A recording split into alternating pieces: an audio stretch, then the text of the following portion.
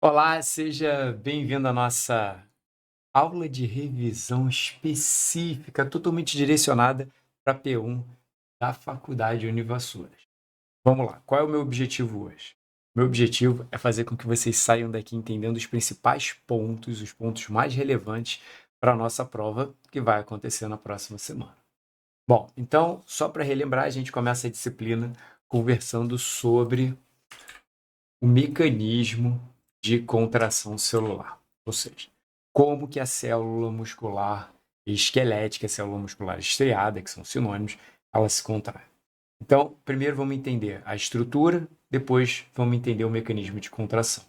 Primeiro, a fibra muscular, ela tem ao longo da sua estrutura várias conexões, junções neuromusculares, então cada neurônio comanda um grupo de fibras musculares.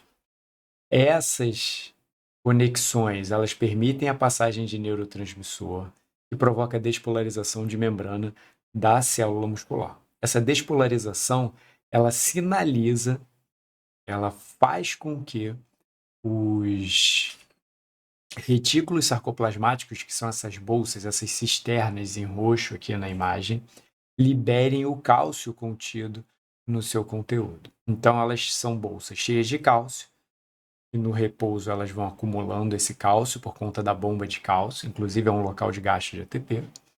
E no momento em que a membrana despolariza a comando do neurônio motor, ela libera o cálcio e esse cálcio vai lá para o citoplasma e sinaliza e comanda e fala assim, ó, cabeça de miosina, sítio ativo está exposto, está na hora de contrair. Mais especificamente, o cálcio ele se liga à molécula de troponina e ela tira a tropomiosina da frente do sítio ativo de actina, permitindo que a cabeça de miosina então se ligue e puxe. Sérgio, mas que história é essa de cabeça de miosina, actina? Como é que está organizado isso tudo? Bom, o músculo esquelético também é chamado de músculo estriado por conta da diferença de concentração de proteína. Quais proteínas? Actina e miosina. Os filamentos mais grossos no centro do sarcômero esse que é a unidade contrátil do músculo, são os filamentos de miosina. Aqui nessas pontinhas, nessas bolinhas, estão as cabeças de miosina. Da linha Z partem os filamentos de actina. São os filamentos que vão ser puxados pelas cabeças de miosina. Como que isso funciona? A cabeça de miosina, está aqui destacada, ela tem um papel ATPásico. O que significa isso? Ela quebra ATP. Ela quebra ATP e se liga no sítio ativo de actina. Então, quando ela se liga no sítio ativo de actina, ela pode realizar o movimento sempre em frente, que é isso que eu estou mostrando nessa imagem. Ela se liga ao sítio ativo e puxa. Só que são milhares de cabeças de miosina, fazendo com que o sarcômero, inicialmente, estava na posição relaxada, ele se contrai.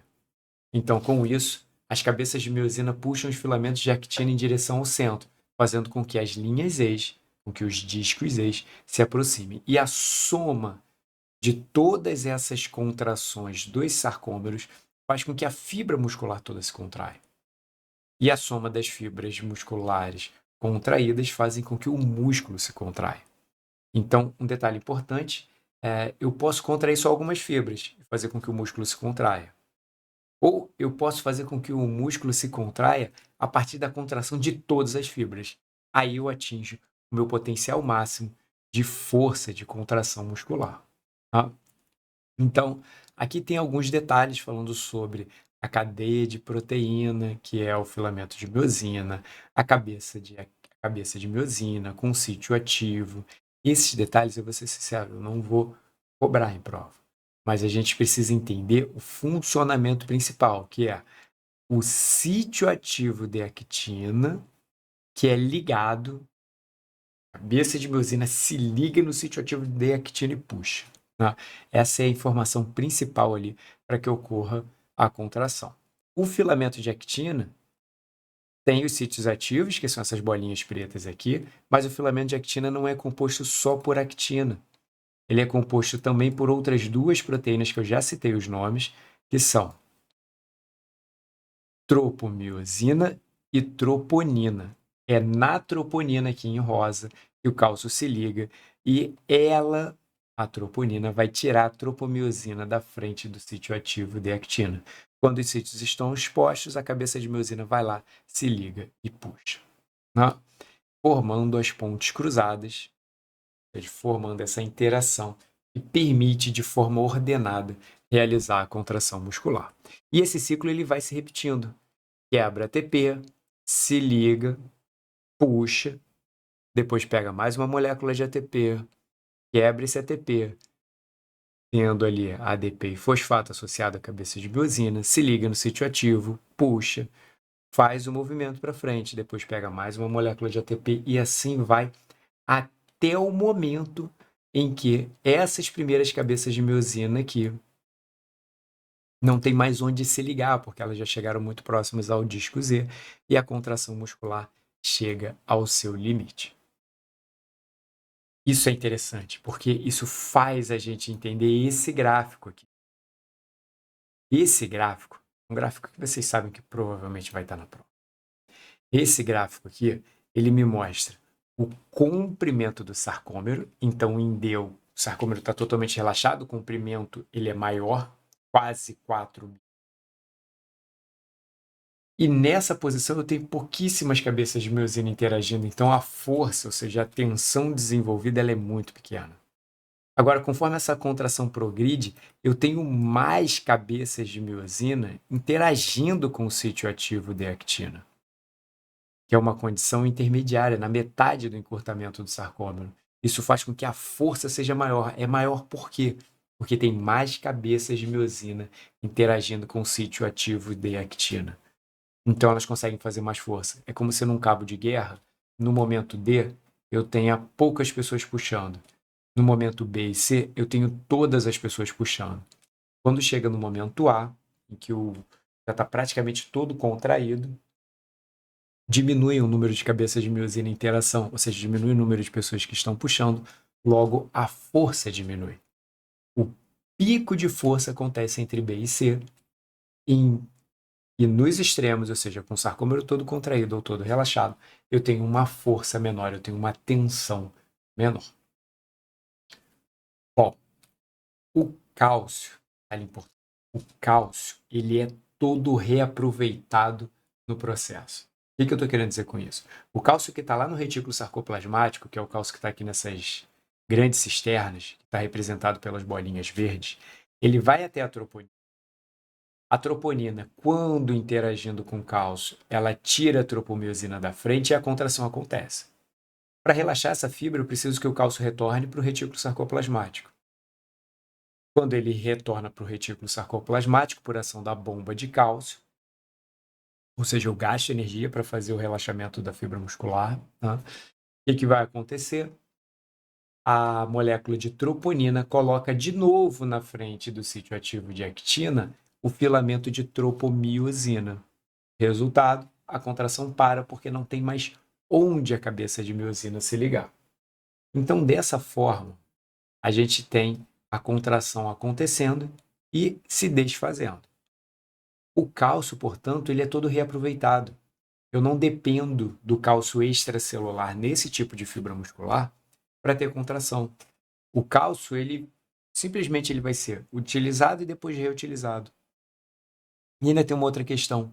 Eu não preciso suplementar cálcio para fazer com que o atleta tenha mais força. Basta ele ter uma ingestão usual, não precisa nem ser alta, usual de cálcio. Porque toda vez que a calcemia começa a reduzir, a gente tem a ação de hormônios como o PTH, que vão fazer com que a densidade óssea diminua para normalizar essa calcemia. Então, eu não preciso suplementar cálcio para um atleta. Ele muito provavelmente já tem a quantidade de cálcio normal. Até porque, se ele é um atleta, se ele tem um gasto energético muito alto, muito provavelmente o seu consumo alimentar já é maior do que a maior parte da população, e isso faz com que, muito provavelmente, a ingestão de cálcio seja adequada. Bom, aqui tem um resuminho do que está acontecendo. Chegada do potencial de ação de um nervo motor, ou seja, um neurônio motor, traz essa variação de voltagem. A acetilcolina é liberada na terminação nervosa. Essa acetilcolina estimula a abertura de canais de cálcio na fibra muscular, o que provoca um influxo de sódio nessa fibra. Isso leva a um potencial de ação na fibra muscular, ou seja, começa a variar a voltagem ao longo de toda a fibra muscular. Isso provoca a abertura de canais de cálcio voltagem dependente que estão lá no retículo sarcoplasmático, fazendo com que o cálcio armazenado nessa vesícula seja liberado para o citoplasma. Após alguns décimos de segundo, o cálcio é bombeado de volta para o retículo sarcoplasmático e isso faz com que a contração se encerre. A menos que eu continue liberando acetilcolina e isso vai fazer com que a contração permaneça. Bom, onde tem consumo de ATP? Onde eu gasto ATP? Em primeiro lugar, a cabeça de miosina gasta muito ATP durante a contração muscular. Né? A gente tem gasto de ATP também na bomba de sódio, potássio, que vai fazer com que essa membrana volte ao seu potencial de membrana usual. E a gente tem a bomba de cálcio, que também gasta energia. Mas o principal local é na cabeça de miosina. E agora a gente entra numa outra questão, que é a seguinte. Onde eu tenho renovação de ATP para que a contração muscular permaneça, continue acontecendo. E para isso a gente precisa entender os sistemas metabólicos. Então, a gente pode classificar os sistemas metabólicos em 3 grupos. O primeiro grupo é o grupo do sistema da fosfocreatina, ou seja, em que eu tenho fosfocreatina sendo quebrada na forma de creatina e fosfato livre, e esse fosfato livre vai ser combinado ao ADP para formar ATP. Ah, Sérgio, mas a célula muscular ela usa fosfocreatina? Não. Para contração muscular, lá na cabeça de miosina, eu só uso ATP. Entretanto, eu utilizo a fosfocreatina para renovar esse ATP. E exatamente da mesma forma, eu utilizo também o glicogênio, ou a glicose, que já está dentro da célula, rapidamente para formar ATP através da glicólise, e eu acabo formando ácido lático. Então, em atividades físicas que tem uma duração um pouco menor, mas não é tão rápida assim, a gente vai ter essa via, que é a via do glicogênio, indo até ácido lático. E, por fim, uma via que é aeróbica, ou seja, que depende de oxigênio, como a gente pode ver aqui na imagem, ela produz ATP com muita eficiência. Uma grande quantidade, com muita eficiência, porém demora para começar. Então, essa terceira via destacada, que é a via aeróbica, é uma via de produção de ATP lá na mitocôndria com muita eficiência, porém demora para começar. Então, eu vou observar essa via principalmente em atividades de longa duração. Interessante. Então, fosfocreatina. Exemplo de prova em que eu utilizo fosfocreatina. Prova de 100 metros, 200, natação de 50 metros, provas muito curtas, levantamento de peso. Tá? E durante os 10 primeiros segundos, eu consigo manter só com a fosfocreatina a renovação de ATP. E, é claro, utilizando também o ATP que já estava dentro da célula. Agora, o glicogênio ácido lático, ele fornece ATP rapidamente, com baixa eficiência, como eu falei, mas só consegue manter a atividade física por alguns poucos minutos. Já o sistema aeróbico pode manter por horas, quem sabe até mesmo dias. Tá? E utiliza qualquer fonte, glicose, aminoácido, ácido graxo, tudo isso pode ser oxidado para a produção de energia. Bom, detalhe importante aqui. A via rápida de produção de ATP é essa aqui, é a glicólise, que eu estou pegando glicerol ou glicose ou qualquer outro carboidrato, incluindo o glicogênio, e formando ATP rapidamente. Um subproduto é o piruvato. Esse piruvato, numa condição aeróbica, ele vai para a mitocôndria, que é o que eu vou falar daqui a pouco. Numa condição anaeróbica, ou seja, numa condição em que a oxigenação desse músculo está insuficiente, de acordo com a demanda energética dele, de acordo com a intensidade, ele vai, ao invés de ir para a mitocôndria, uma boa parte dele vai virar lactato, depois ácido lático, provocando a dor no momento do exercício físico.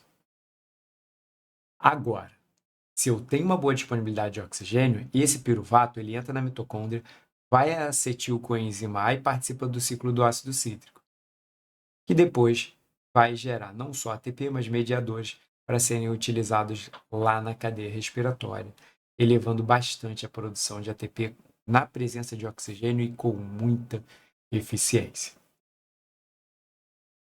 Bom, não precisa decorar. Aqui estão, ó, atividades de curtíssima duração, sistema fosfagênio.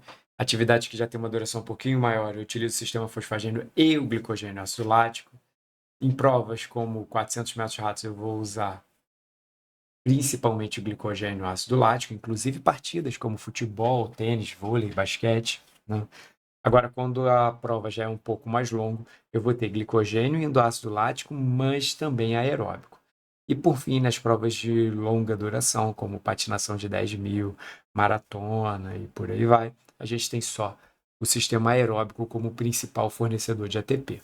Não significa que não vai ter fornecimento de ATP pela glicólise, mas a principal, a maior parte, vem da cadeia aeróbica, do sistema aeróbico que está lá na mitocôndria. Bom, virando a chave, agora não mais falando sobre produção de energia, mas sim falando sobre tipos de atividade física em relação ao seu gasto energético, apresento para vocês os equivalentes metabólicos, os MET. Aqui a gente consegue observar com clareza que cada modalidade tem uma intensidade diferente, tem um gasto energético, eleva o gasto energético de uma forma diferente. Destaque para as lutas que têm o mesmo valor, destaque para o período de competição e eventual. Então, por exemplo, futebol eventual, equivalente metabólico 7. Futebol competição, equivalente metabólico 10. Isso significa o quê?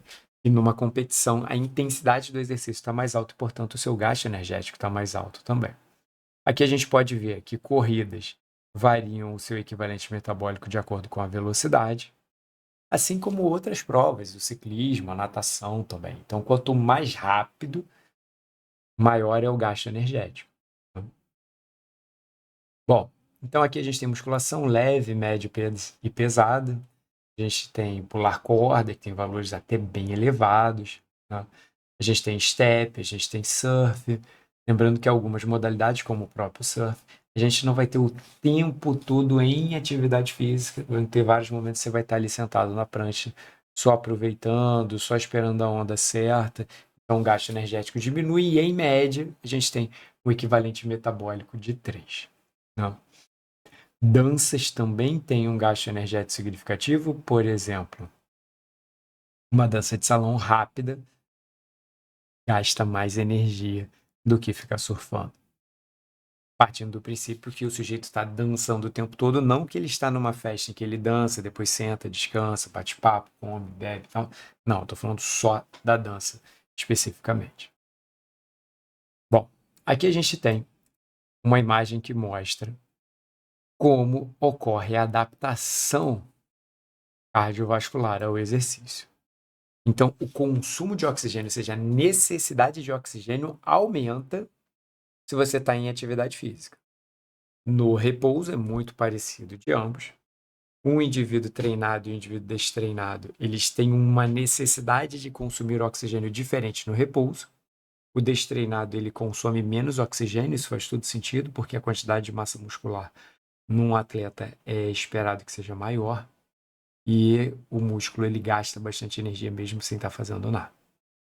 Agora, a ventilação pulmonar, ela não é um limitante da atividade física. Por quê? Olha só, o máximo de ventilação que eu preciso durante o exercício é de 100 a 110, só que a minha capacidade máxima de ventilação chega até 170 litros de ar por minuto. Então, acaba que a ventilação não é um problema. O que é um problema é a minha capacidade de levar oxigênio, de levar sangue, de levar nutrientes até o músculo. Isso sim é um limitante da atividade física. Mas, conforme essa atividade física se transforma num exercício físico em que ela é recorrente, ela é bem planejada e tudo mais, a gente tem aqui um aumento no fornecimento de oxigênio para os tecidos. Então, observem aqui nos dados que não atleta em repouso e não atleta em atividade física máxima aumenta o consumo de oxigênio, porém, se for um patinador, um nadador, um remador, aumenta ainda mais. Então, não é só a minha capacidade de levar oxigênio até o músculo, é também a minha capacidade de utilizar esse oxigênio. Então, o que efetivamente é limitante de uma atividade física aeróbica não é o quanto que você consegue ventilar, mas o quanto que você consegue transportar esse oxigênio e nutrientes até a célula muscular e se ela está conseguindo utilizar. Se ela tem as enzimas pré-fabricadas, se ela já teve estímulo prévio, se as mitocôndrias estão maiores e mais ativas. Aí sim vai fazer muita diferença. Né? Bom, quais são as adaptações que eu espero que ocorram durante essas primeiras semanas, primeiros meses de treinamento físico aeróbico? Eu espero uma melhora da capacidade cardiovascular, eu espero uma melhora da resposta metabólica, então mais rapidamente você vai começar a oxidar lipídio. Né? Eu espero também que esse treinamento recorrente leve a uma hipertrofia muscular, mas também a uma hipertrofia cardíaca, fazendo com que esse músculo cardíaco fique maior e mais forte. Até um certo ponto, isso é muito saudável. Em algumas doenças, o coração pode crescer demais e aí a gente tem danos com isso, combinado com a insuficiência. Aqui não, aqui ele está crescendo para se adaptar a essa condição de demanda aumentada de sangue durante o exercício físico. Bom, isso repercute diretamente sobre a frequência cardíaca em repouso. Um homem comum em repouso, ele tem uma frequência cardíaca de 75 batimentos. Quando ele começa a se exercitar, vai a 195. A do maratonista começa em 50, ou seja, começa mais baixo. E quando ele se exercita, ele não precisa subir tanto assim a frequência cardíaca, porque a sua eficiência, o seu débito cardíaco, que é o que mostra aqui na primeira coluna, ele é diferente, ele é maior para esse indivíduo bem treinado. Bom, já falamos sobre exercício físico aeróbico, agora vamos falar sobre exercício físico de força, para entender como que ocorre a hipertrofia. Nesse gráfico a gente vê que o treinamento físico, quando bem orientado, né, ele leva a uma hipertrofia muscular, um aumento de força rápido. Aqui é um gráfico de semanas de treinamento em relação ao percentual de incremento em força, em duas situações diferentes. Tá? Num indivíduo que está fazendo treinamento de contra-resistência, um treinamento de força, como a musculação, por exemplo, em comparação com um grupo que não está fazendo nenhum tipo de treinamento. E como era de se esperar, quem não faz nenhum treinamento não tem aumento de força. Agora, o sujeito que está treinando, ele vai ter um aumento de força principalmente nas 4 primeiras semanas, ou seja, no primeiro mês, a força dele aumenta bastante, não só pela hipertrofia, mas também por uma melhora de controle do movimento, controle da própria contração muscular. Gráfico interessante, não deixe de estudar esse gráfico aqui. Bom, o que é a hipertrofia? A hipertrofia é resultado de uma adaptação muscular às microlesões geradas no momento do exercício. Então, no momento do exercício, tem microlesões, na hora que eu tento recuperá-las, eu vou hipertrofiar. E a hipertrofia não é só aumento de proteína contrátil. Eu tenho aumento no número de miofibrilas. Miofibrilas são essas estruturas contráteis, esses filamentos cheios de sarcômeros. Né? Enzimas mitocondriais que vão facilitar essa renovação de ATP. Componentes do sistema fosfagênio, a célula muscular de um indivíduo bem treinado e hipertrofiado tem mais ATP, tem mais fosfocreatina, tem mais glicogênio, tem mais triglicerídeos também, mesmo que ele não esteja usando. Esses são os elementos que aumentam na hipertrofia. Bom, existe uma diferenciação de tipo de fibra. As pessoas não são todas iguais. Existem basicamente 2 tipos de fibra: fibra rápida e fibra lenta. A fibra rápida, ela hipertrofia com mais facilidade, ela tem mais enzimas das vias que eu utilizo mais numa contração muscular intensa por um período de tempo curto. Então, eu vou ter ali mais enzimas das vias, glicogênio e ácido lático e do próprio sistema fosfagênio. E o seu diâmetro é maior e ela está mais acostumada, está mais adaptada a provas de curta duração com altíssima intensidade, como um levantamento de peso. Só que elas são definidas geneticamente. Se você não tem uma boa quantidade de fibras rápidas, talvez seja melhor você procurar atividades, esportes, que utilizem mais das fibras lentas, que são fibras que têm maior teor de mioglobina, que é a proteína que transporta gases no músculo, mais mitocôndrias, enzimas das vias aeróbicas mais ativas e localizadas em regiões mais vascularizadas. Resumindo, tudo certo para ter o melhor desempenho físico possível em atividade de longa duração. Agora, quando eu olho da rápida, eu preciso aí de um pouco mais de apoio, de um pouco mais de estímulo para ter um bom resultado.